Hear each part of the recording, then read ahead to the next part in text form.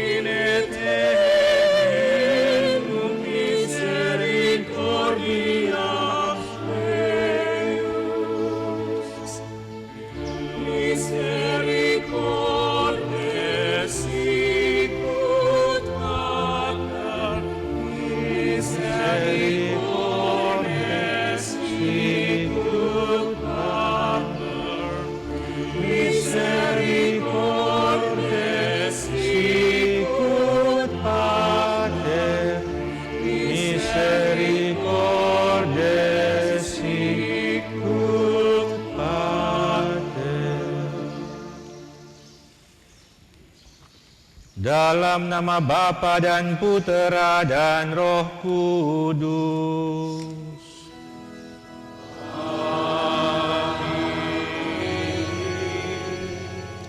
Rahmat Tuhan kita Yesus Kristus, cinta kasih Allah, dan persekutuan Roh Kudus besertamu.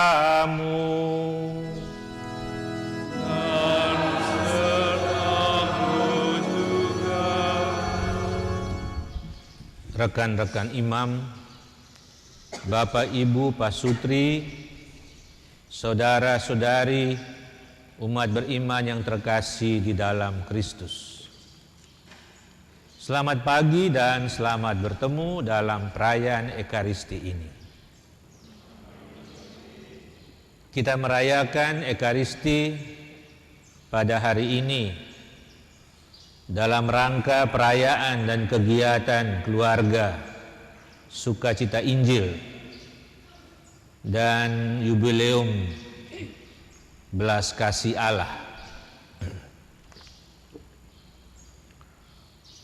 Tentu saja apa yang kita rayakan ini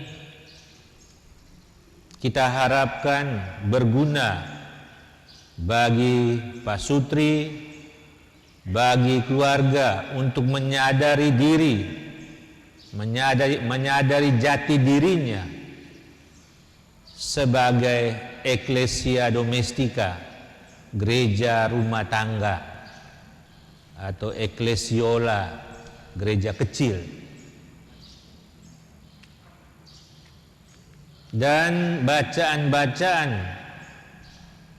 hari ini berbicara tentang doa. Salah satu ciri khas dari eklesia domestika, gereja rumah tangga, adalah adanya hidup doa di dalam keluarga. Maka bacaan yang kita pilih berkaitan dengan keluarga ini adalah doa. Dan bacaan-bacaan yang kita dengarkan ini mengajak kita untuk bertekun di dalam doa. Doa yang tekun adalah doa yang berkanjang, yang disampaikan kepada Allah dengan tidak jemu-jemunya.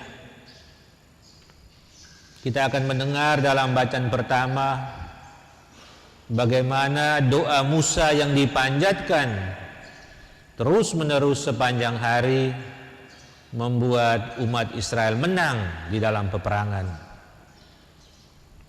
Sementara Injil kita mendengar bagaimana seorang janda yang meminta hakim untuk mengurus perkaranya terus-menerus bisa menjadi contoh bagi kita di dalam doa. Juga di dalam hidup berkeluarga perlu doa yang tekun, yang berkanjang, karena kita membutuhkan kasih dan kemurahan Allah. Marilah Bapak Ibu Saudara-saudari sekalian, mengawali perayaan Ekaristi ini kita memeriksa batin kita masing-masing, apakah dalam hidup sehari-hari kita telah sungguh tekun di dalam doa, atau sebaliknya kita mudah bosan untuk berdoa. Apakah kita bukan hanya berdoa bagi diri sendiri, tetapi juga berdoa bagi orang lain. Kita mohon ampun dari Tuhan untuk segala kekurangan dan dosa-dosa kita ini, supaya kita layak merayakan Ekaristi Kudus ini.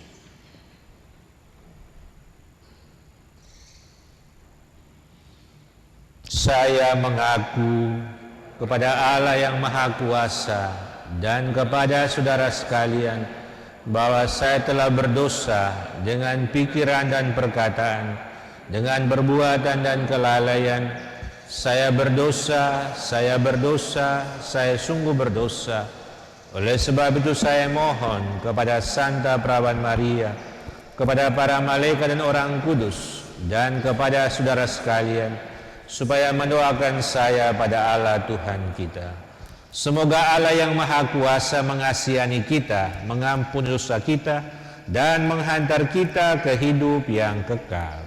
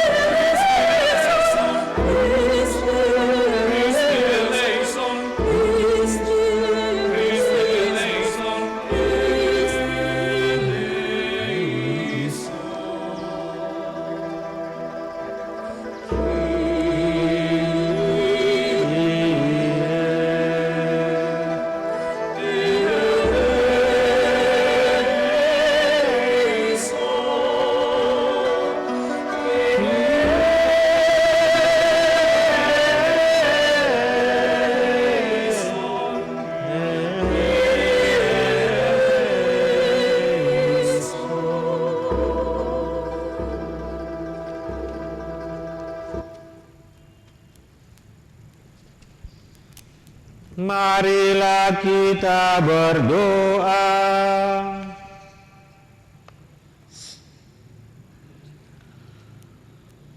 Tuhan Yesus Kristus, Engkau bersabda, di mana 2 atau 3 orang berkumpul dalam nama-Mu, Engkau hadir. Keluarga sebagai eklesia domestika merupakan tempat yang kudus, karena dalam keluarga Engkau sendiri hadir di tengah-tengah umat-Mu. Kami mohon, gerakanlah hati semua keluarga Kristiani yang telah Engkau persatukan dalam sakramen perkawinan, agar mereka dengan setia dan tekun senantiasa menghidupi iman mereka dengan santapan rohani yang menguatkan mereka menjadi pewarta sukacita Injil-Mu di tengah dunia. Dengan pengantaran Yesus Kristus Putra-Mu Tuhan kami, yang bersama dengan Dikau dalam persatuan Roh Kudus, hidup berkuasa Allah sepanjang segala masa. Mari kita mendengarkan firman Tuhan. Pembacaan dari kitab Keluaran. Lalu datanglah orang Amalek dan berperang melawan orang Israel di Rafidim. Musa berkata kepada Yosua, "Pilihlah orang-orang bagi kita, lalu keluarlah berperang melawan orang Amalek. Besok aku akan berdiri di puncak bukit itu dengan memegang tongkat Allah di tanganku." Lalu Yosua melakukan seperti yang dikatakan Musa kepadanya dan berperang melawan orang Amalek. Tetapi Musa, Harun, dan Hur telah naik ke puncak bukit. Dan terjadilah, apabila Musa mengangkat tangannya, lebih kuatlah Israel. Tetapi apabila ia menurunkan tangannya, lebih kuatlah Amalek. Maka penatlah tangan Musa. Sebab itu mereka mengambil sebuah batu, diletakkannya di bawahnya, supaya ia duduk di atasnya. Harun dan Hur menopang kedua belah tangannya, seorang di sisi yang satu, seorang di sisi yang lain, sehingga tangannya tidak bergerak sampai matahari terbenam. Demikianlah Yosua mengalahkan Amalek dan rakyatnya dengan mata pedang. Demikianlah sabda Tuhan. Syukur kepada Allah.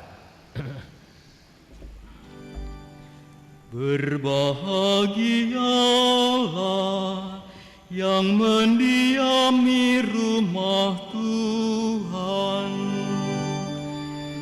Berbahagialah yang berdiam di rumah Tuhan.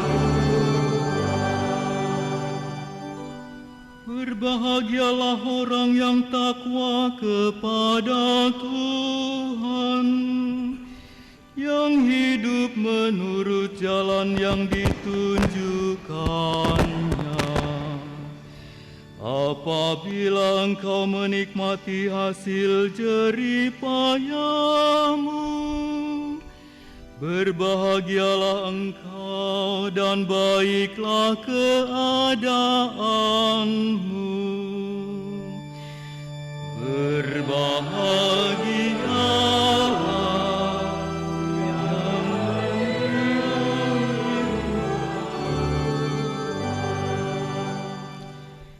istrimu akan menjadi laksana pohon anggur subur yang ada di dalam rumahmu. Anak-anak anakmu seperti tunas pohon zaitun di sekeliling mejamu. Berbahagialah yang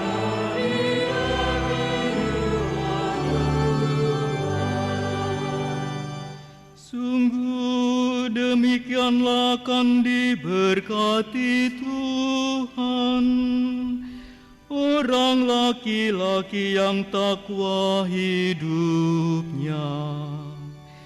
Kiranya Tuhan memberkati engkau dari Sion, boleh melihat kebahagiaan Yerusalem seumur hidupmu. Berbahagialah yang mendiami rumah Tuhan. Pembacaan dari surat Paulus yang kedua kepada Timotius.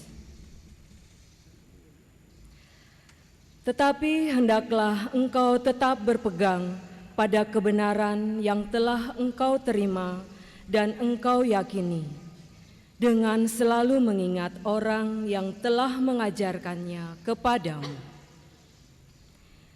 Ingatlah juga bahwa dari kecil engkau sudah mengenal kitab suci yang dapat memberi hikmat kepadamu dan menuntun engkau kepada keselamatan oleh iman kepada Kristus Yesus.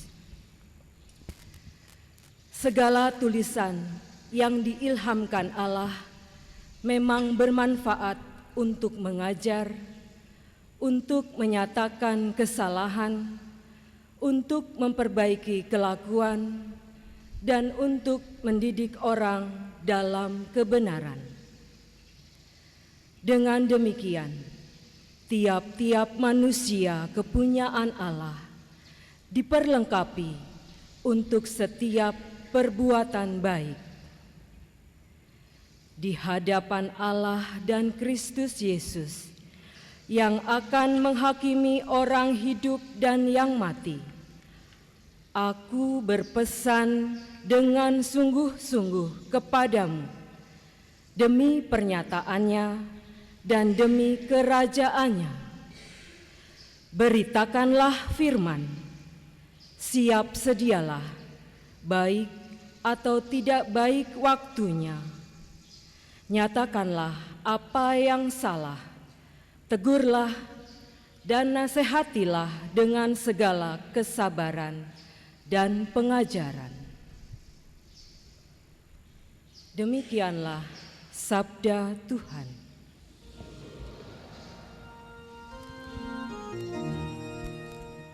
Haleluya, haleluya, haleluya, haleluya, haleluya, haleluya.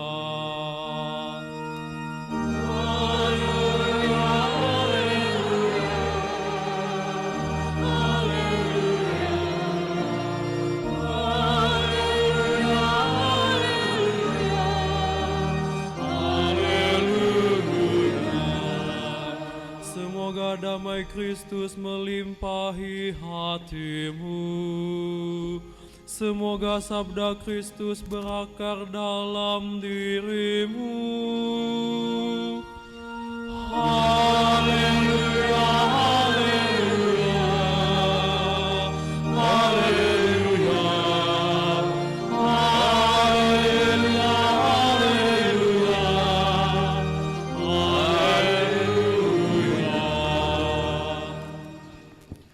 Tuhan bersamamu dan bersama rohmu. Inilah Injil Yesus Kristus menurut Lukas.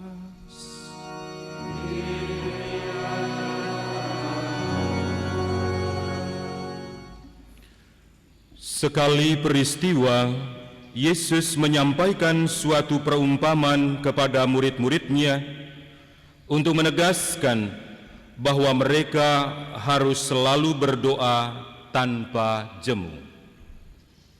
Ia berkata, "Di sebuah kota ada seorang hakim yang tidak takut akan Allah dan tidak menghormati siapapun. Di kota itu ada seorang janda yang selalu datang kepada hakim ikut dan berkata, 'Belalah hakku terhadap lawanku.' Beberapa waktu lamanya hakim itu menolak. Tetapi kemudian ia berkata dalam hatinya, 'Walaupun aku tidak takut akan Allah dan tidak menghormati siapapun, namun karena janda ini menyusahkan aku, baiklah aku membenarkan dia, supaya ia jangan terus-menerus datang dan akhirnya menyerang aku.'" Tuhan berkata, "Perhatikanlah apa yang dikatakan hakim yang tidak adil itu. Tidakkah Allah akan membenarkan orang-orang pilihannya yang siang malam berseru kepadanya? Apakah ia mengulur-ulur waktu sebelum menolong mereka? Aku berkata kepadamu, ia akan segera membenarkan mereka. Akan tetapi, jika Putra Manusia itu datang, apakah ia akan mendapati iman di bumi?"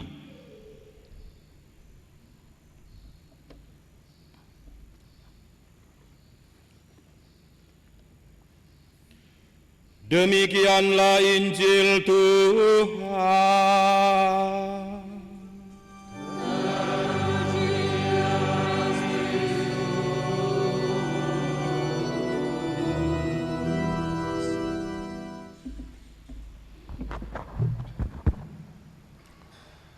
Bapak, Ibu, Pak Sutri, rekan-rekan imam, saudara-saudari yang terkasih di dalam Kristus. Barangkali kita pernah mendengarkan sebuah survei ini, sebuah penelitian ilmiah tentang pemakaian waktu oleh manusia yang berumur 70 tahun. Mengapa 70 tahun? Rupanya sesuai dengan kata-kata kitab suci dalam Mazmur 90 pasal 90 ayat 10. Umur manusia 70, jika kuat 80. Kalau lebih dari 80 artinya bonus. Dalam survei itu diperoleh hasil yang menarik dan mengesankan, yaitu bahwa dalam kurun waktu 70 tahun, manusia pada umumnya menggunakan waktu kira-kira sebagai berikut. Tidur 23 tahun, kerja 16 tahun, nonton TV 8 tahun, makan 6 tahun, bepergian 6 tahun, bersenang-senang 4,5 tahun, sakit 4 tahun, berpakaian 2 tahun. Mungkin ibu-ibu lebih ya. Berdoa 1/2 tahun. Jadi ini hal yang menarik bahwa dalam survei itu berdoa menempati urutan terakhir dalam kegiatan manusia pada umumnya. Dalam kurun waktu 70 tahun, manusia menggunakan 1/2 tahun dari hidupnya untuk berdoa. Kalau dihitung terus-menerus, maka dalam sehari 24 jam, manusia menggunakan waktu 10,3 menit untuk berdoa. Jadi jumlah ini sangat-sangat kurang dibandingkan dengan waktu untuk nonton televisi. Karena televisi menghabiskan 165 menit sehari, hampir 3 jam sehari. Hasil penelitian ini barangkali tidak jauh berbeda dari kenyataan yang sebenarnya dalam kehidupan manusia pada umumnya, kecuali komunitas biarawan biarawati, rohaniwan, para rahib kontemplatif yang biasanya punya waktu jauh lebih banyak untuk berdoa dan bermeditasi. Dewasa ini banyak orang tidak menganggap doa sebagai jalan keluar dari problem kehidupan. Bahkan mereka bertanya, adakah persoalan yang tidak bisa dipecahkan dengan ilmu pengetahuan dan teknologi? Tentu saja pertanyaan seperti ini merupakan satu contoh kesombongan intelektual manusia. Karena harus diakui bahwa ada banyak hal di dunia ini yang tidak bisa dipecahkan oleh ilmu pengetahuan dan teknologi. Misalnya, di hadapan kenyataan kematian dan usia tua misalnya, ilmu pengetahuan dan teknologi tidak bisa memberi jalan keluar yang efektif. Kalau orang mau mati ya mati. Kalau sudah usia tua mau menjadi muda kembali, tidak mungkin kan? Boleh ilmu pengetahuan luar biasa, tetapi tidak bisa mengubah apa-apa. Dan justru dalam hal ini agama, iman memainkan peranan penting karena memberi makna bagi hidup manusia. Agama, iman bisa memberi jawaban bagi persoalan kematian dan situasi-situasi batas yang dialami oleh manusia. Semoga melalui perayaan dan kegiatan ini, Bapak Ibu keluarga sadar akan jati dirinya sebagai gereja rumah tangga atau gereja kecil. Kiranya dengan doa-doa kita yang tekun dalam perayaan Ekaristi ini, upaya dan kegiatan mendampingi keluarga-keluarga Katolik di paroki, di stasi dapat berjalan dengan baik dan memberikan kesejahteraan rohani dan jasmani bagi keluarga Katolik di keuskupan ini. Kita juga berharap dan berdoa agar keluarga-keluarga Katolik mengenal dan membaca kitab suci bersama-sama di dalam keluarga, sebagaimana yang dinasihatkan oleh Santo Paulus kepada Timoteus dalam bacaan kedua. Sebab kitab suci berisikan firman Allah yang menjadi pedoman dan terang bagi hidup keluarga menuju keselamatan.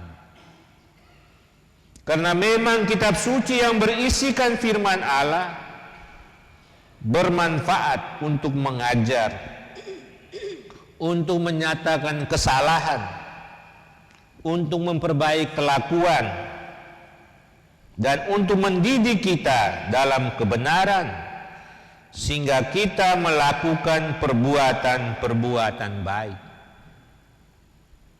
Karena memang kitab suci berisikan firman Allah yang memberikan kita nilai-nilai Injili yang perlu dihayati di dalam hidup, termasuk hidup keluarga.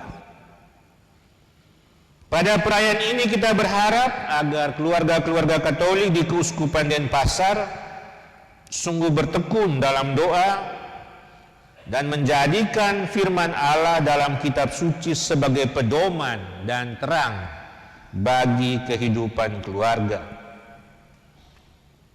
Dan melalui keluarga sebagai eklesia domestika, kiranya panggilan dan perutusan gereja terus berkembang dan semakin banyak orang melibatkan diri dalam karya perutusan gereja untuk memancarkan wajah Kristus ke tengah dunia. Semoga pada perayaan dan tahun jubileum belas kasih Allah ini, Allah menunjukkan belas kasih-Nya untuk memberkati keluarga-keluarga Katolik di Keuskupan Denpasar dan memberkati pula para pendamping keluarga di keuskupan ini agar semuanya mampu melaksanakan tugas perutusan gereja untuk mewartakan Kristus dalam hidup sehari-hari. Semoga Tuhan memberkati kita. Amin.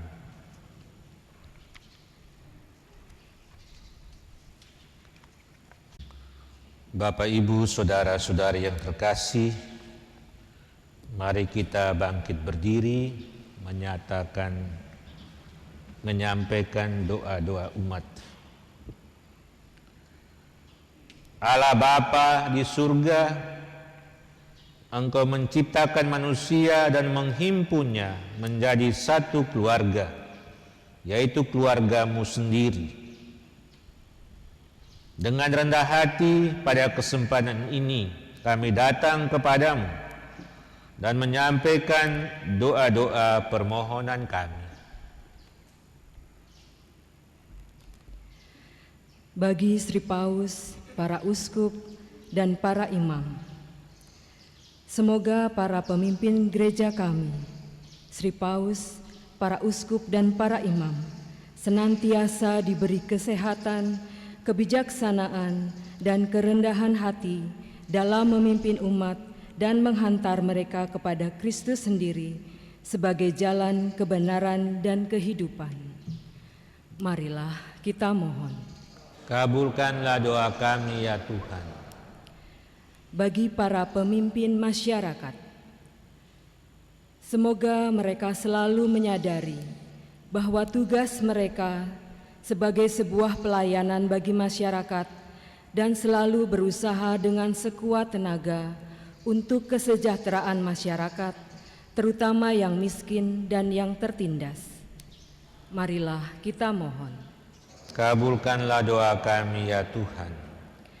Bagi keluarga Kristiani, semoga keluarga-keluarga Kristiani yang telah dipersatukan Allah dalam sakramen perkawinan suci senantiasa mampu mempertahankan keutuhan rumah tangga sebagai eklesia domestika di mana nilai-nilai Injili tumbuh subur dan mengakar dalam hidup setiap anggota keluarga. Dengan demikian, keluarga Kristiani mampu memancarkan wajah Kristus dimanapun mereka berada, dan terwujudlah kehidupan yang sejahtera, aman, dan damai dalam masyarakat kita.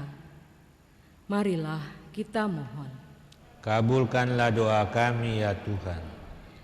Bagi keluarga-keluarga yang mengalami konflik dan tantangan, semoga mereka mampu memahami cinta yang sejati dengan sikap rendah hati, rela berkorban, dan senantiasa terbuka akan bimbingan Roh Kudus, agar konflik dan tantangan yang menghadang dapat teratasi demi terwujudnya keutuhan dan kesejahteraan keluarga yang telah mereka bangun bersama. Marilah kita mohon. Kabulkanlah doa kami ya Tuhan. bagi keluarga-keluarga di seluruh dunia.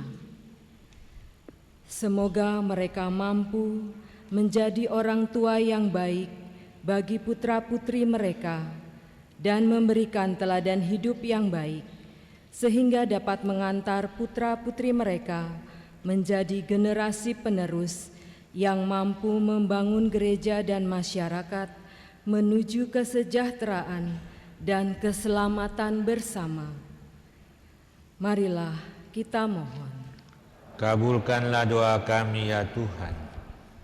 Mari kita hening sejenak menyampaikan dalam hati kita masing-masing intensi permohonan kita secara pribadi.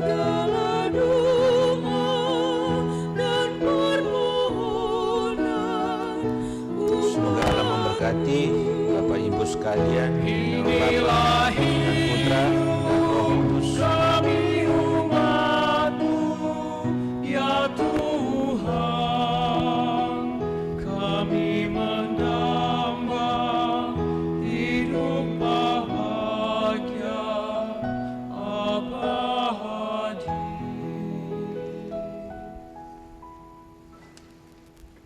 Terpujilah Engkau ya Tuhan Allah semesta alam, sebab dari kemurahan-Mu kami menerima roti yang kami siapkan ini. Inilah hasil dari bumi dan dari usaha manusia, yang bagi kami akan menjadi roti kehidupan. Terpujilah Allah selama-lamanya. Damai serta-Mu. Damai serta-Mu. Damai serta-Mu.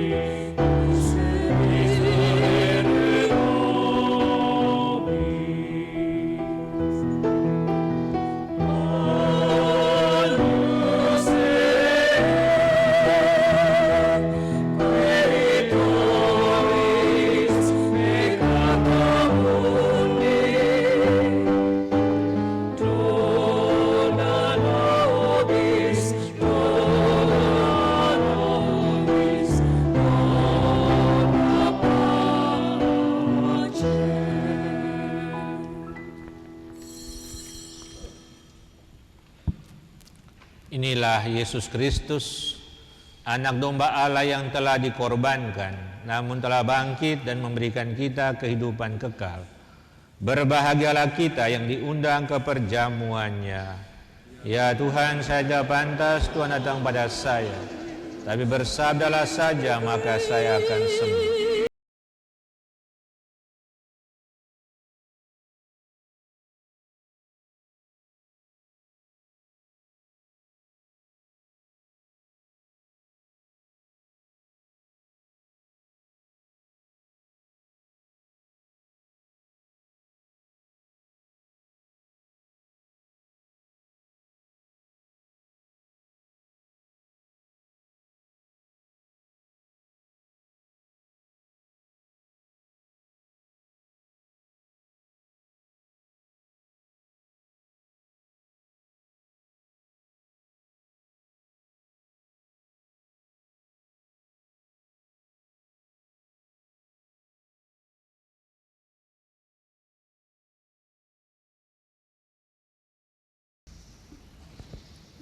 Yang terhormat, yang mulia Bapak Uskupan Denpasar, Monsinyur Sylvester San, yang terhormat Direktur Pusat Pastoral Uskupan Denpasar, Romo Bebi, yang terhormat Romo Deken Bali Barat, Romo Fian, yang saya kasihi rekan-rekan imam, dan yang saya banggakan pasangan suami istri, para pasutri, Bapak Ibu, saudara-saudari yang hadir pada perayaan keluarga ini. Tanpa keluarga tidak ada gereja. Dan tanpa gereja kita seperti kebanyakan orang. Hanya dengan gereja kita berwajah lain, menyerupai wajah sang pendiri gereja itu sendiri, sang kepala itu sendiri, yaitu Kristus. Di tengah wajah keluarga zaman ini yang diharu biru oleh begitu banyak persoalan, di tengah wajah keluarga yang dilanda krisis dan penderitaan dari waktu ke waktu, kita dipanggil oleh gereja secara universal untuk merayakan tahun keluarga, perayaan syukur keluarga, sekaligus juga tahun yubileum belas kasih Allah. Dan secara khusus Gereja Lokal Keuskupan Denpasar melalui Pusat Pastoral Bidang Aksi Kemasyarakatan meramu kegiatan kita pada hari ini di bawah tema perayaan Keluarga Sukacita Injil dan Jubileum Belas Kasih Allah. Semoga dengan tema ini kita semakin dihantar menjadi keluarga yang sesuai dengan kehendak Tuhan. Kita dihantar menjadi pasangan suami istri bersama anak-anak, menjadi sebuah keluarga yang utuh, sejahtera dan harmonis di tengah masyarakat zaman ini.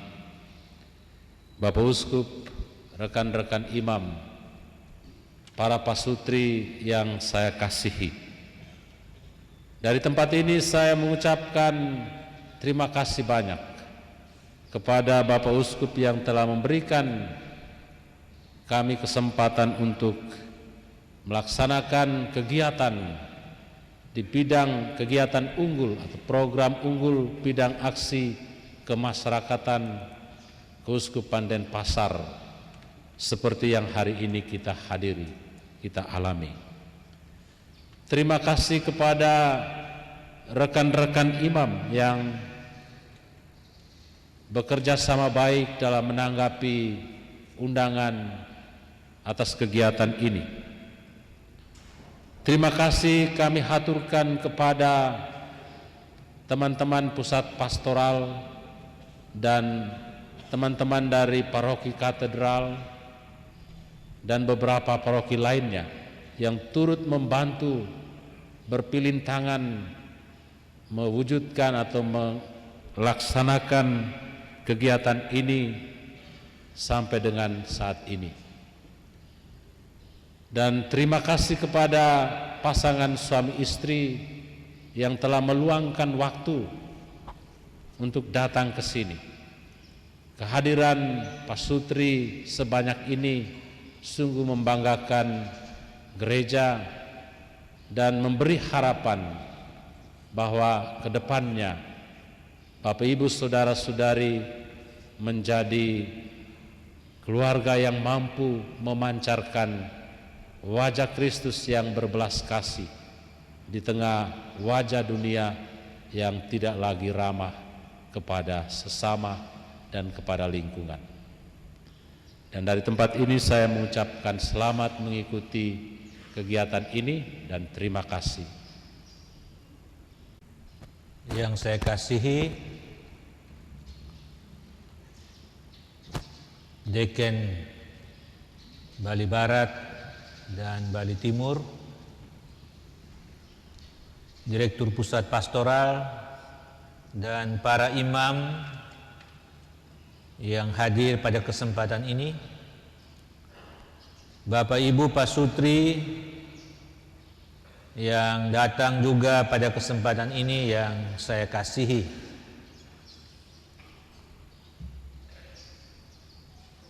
Kita telah merayakan Ekaristi bersama-sama dalam rangka membuka kegiatan perayaan kita pada hari ini, yaitu Keluarga Katolik Sukacita Injil dan perayaan Jubileum Belas Kasih Allah. Saya tentu saja bergembira, berbahagia atas kehadiran Bapak Ibu Pak Sutri yang datang dari Pulau Bali ini. Maka sudah sepantasnya sekali lagi saya mengucapkan selamat datang dan selamat mengikuti kegiatan ini. Lalu di tahun 2015 sekali lagi Paus mengundang utusan untuk berbicara dalam sinode biasa tentang keluarga, yang berbicara tentang perutusan gereja, perutusan keluarga khususnya, perutusan keluarga dalam dunia modern ini.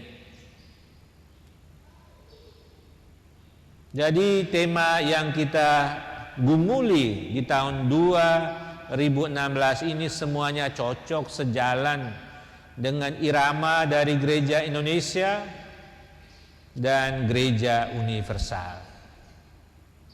Lalu menarik lagi bahwa di tahun 2016 ini Paus mengumumkan tentang Jubileum Tahun Belas Kasih Allah, suatu nilai yang perlu kita tanamkan tentang belas kasih Allah, kebaikan Allah, bukan hanya di dalam kehidupan gereja tapi juga di dalam kehidupan keluarga.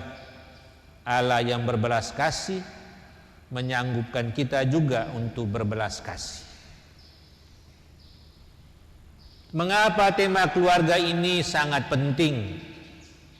Tentu saja sebentar kita akan mendengarkan dari para narasumber, dari sharing keluarga-keluarga yang telah diundang pada kesempatan yang baik ini. Karena memang keluarga pada zaman ini mengalami banyak tantangan. Tantangan yang menurut saya luar biasa dahsyatnya adalah globalisasi dan modernisasi. Karena globalisasi dan modernisasi ini menciptakan dampak-dampak yang bukan hanya positif, Karena modernisasi, globalisasi membuat hidup kita nyaman juga. Ada banyak perubahan, ada banyak perkembangan. Tetapi dampak-dampak negatifnya juga luar biasa. Adanya kehidupan yang enak, yang gampang, membuat orang tidak tahan bantingan. Orang hidup dalam gaya hedonistis. Orang hidup dalam gaya konsumeristis. Dan semuanya itu membawa hal-hal yang merugikan kehidupan kita bersama. Selain itu kita tahu bahwa perkembangan media sosial itu luar biasa dahsyatnya. Media komunikasi sosial, ya, handphone, internet, dan sebagainya, itu berpengaruh besar bukan hanya bagi gereja tetapi juga bagi keluarga-keluarga. Jadi kita bayangkan bagaimana keluarga pada zaman ini bisa duduk bersama-sama di satu tempat, tetapi semuanya sibuk dengan HP. Jadi menjauhkan yang dekat dan mendekatkan yang jauh. Tidak ada komunikasi satu sama lain di antara bapak dan mama, di antara kakak dan adik, semuanya jarak jauh. Itu yang paling penting. Demikian juga kemajuan teknologi di bidang komunikasi sosial ini juga bisa berpengaruh pada keluarga, menciptakan banyak-banyak masalah untuk keluarga itu sendiri. Maka ada plesetan SMS itu menjadi selangkah menuju selingkuh. Selangkah menuju selingkuh, SMS. Karena memang itu gampang sekali untuk berkomunikasi dengan semua orang. Ya. Mungkin sekarang SMS tidak pakai lagi, orang mulai pakai WhatsApp dan sebagainya. Bapak Ibu, saudara-saudari sekalian, itulah beberapa tantangan yang kita alami dalam dunia modern ini. Tetapi kita perlu ingat juga bahwa dari hasil survei ketika kita mengadakan sinode ketiga Keuskupan Denpasar, hasil survei mengatakan bahwa keluarga-keluarga Katolik di Keuskupan Denpasar ini dari segi ekonomi berada pada level kelas menengah ke bawah. Jadi ada macam-macam tantangan di bidang ekonomi, di mana karena begitu beratnya kehidupan keluarga ada di Keuskupan Denpasar ini, maka semua anggota keluarga, bapak dan mama harus bekerja, mencukupkan kebutuhan ekonominya. Bagaimana dengan pendidikan anak-anak kalau orang tua pulangnya malam-malam terus? Bagaimana perhatian kepada anak-anak dan sebagainya? Ini juga merupakan tantangan ekonomi yang tidak ringan untuk pendidikan anak, untuk pendidikan iman dan sebagainya. Baik, itulah Bapak Ibu saudara-saudari sekalian, Paus sendiri mengatakan bahwa tidak ada keluarga yang sempurna. Bapak tidak sempurna, mama tidak sempurna, anak-anak pun tidak sempurna.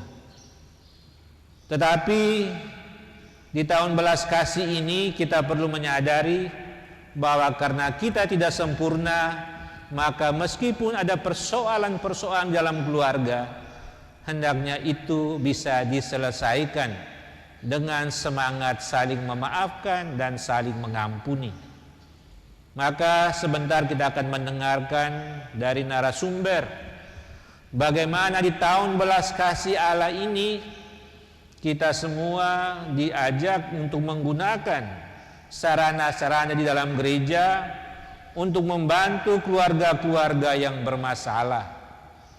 Tribunal Keuskupan Denpasar selalu siap untuk membantu keluarga-keluarga yang punya masalah yang begitu lama, bagaimana itu bisa dibantu dan diselesaikan.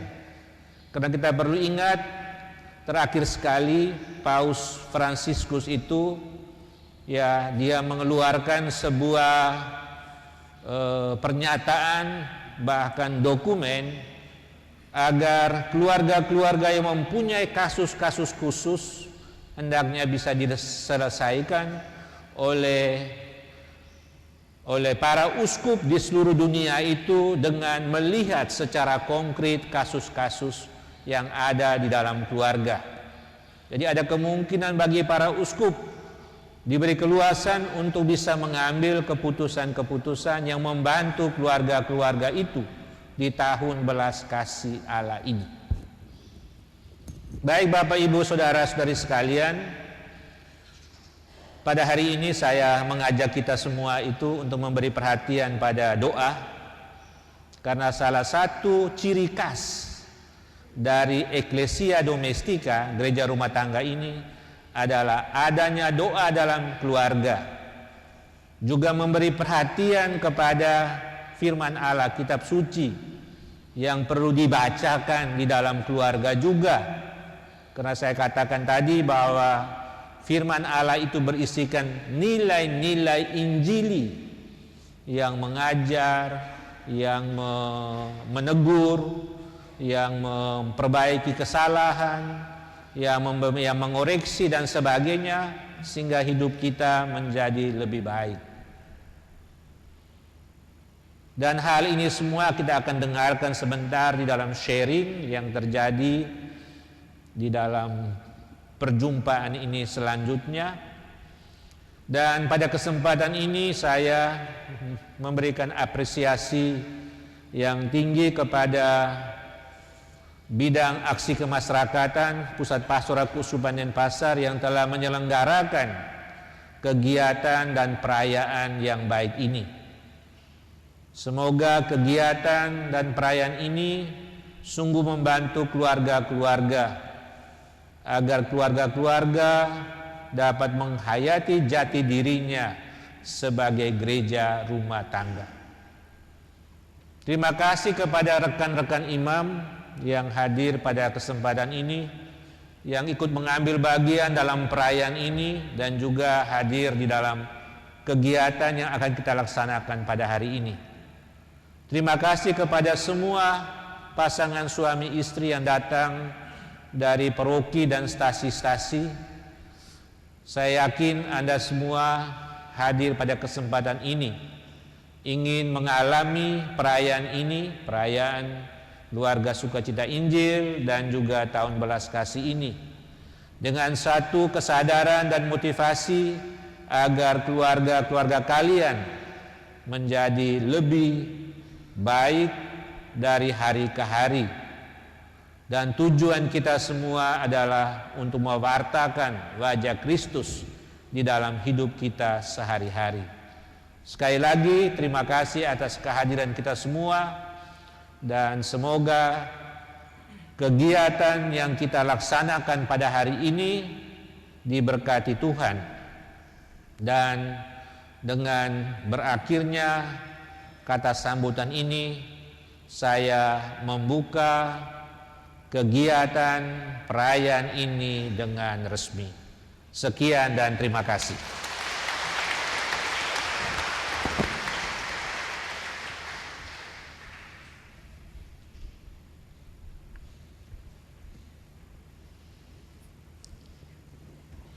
Bapak, Ibu, dan saudara sekalian, kita sudah selesai mendengarkan sambutan. Mari kita semua berdiri untuk mohon berkat Tuhan.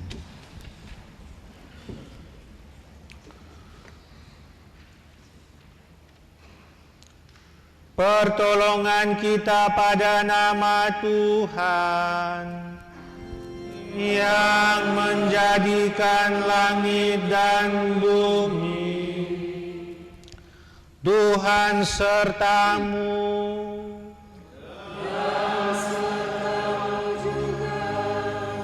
Semoga saudara-saudari sekalian dan seluruh kegiatan kita pada hari ini, serta semua orang yang kita doakan, dilindungi, dibimbing, dan diberkati oleh Allah Tritunggal yang Maha Kudus, Bapa dan Putra dan Roh Kudus.